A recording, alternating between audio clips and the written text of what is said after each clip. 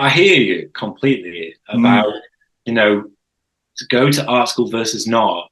There's yeah. pros and cons to both, Mm, absolutely.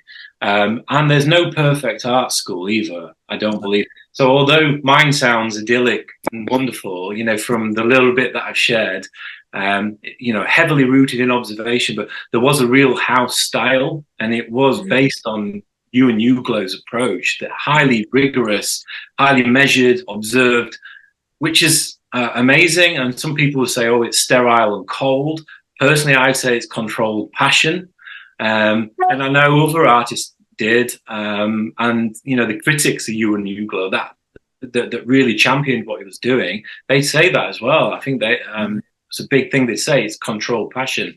But my art schools, especially Canterbury, it's quite crushing in a good way. And I keep saying that, but I do mean it. I think you had to kind of fight against the house style. You're kind of soaking it up, but you've got to be careful not to lose your soul to it.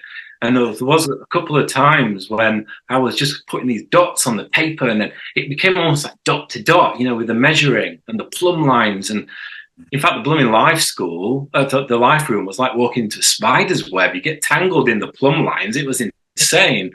But it was an incredible place to study, absolutely. And again, the tutors were just second to none.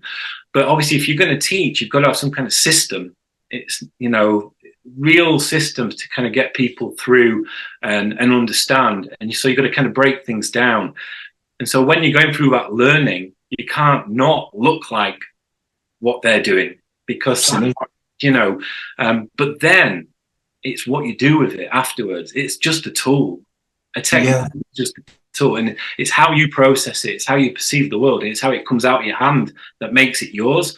So you could paint in a manner that Monet does, but because of how you perceive and your choices of color and your experiences throughout your life, that's going to make the work yours, regardless of whether you're dabbing it on like Monet. It's still you, isn't it? So after art school, I remember, in fact, after the second year, I went home for the summer back to Doncaster, still living at home with my parents. And I had a bedroom that looked over Conisbrough Castle, the castle that Ivanhoe is based on, Sir Walter Scott, I believe, and then viaducts, allotments, just incredible view. It's hardly surprising that I wanted to take the route that I did.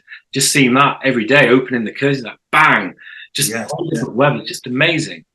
But that second summer at home, I realized that, man, I've got this incredible tool, but it's useless if I don't make it mine or apply it to me and drop the things that don't apply to me.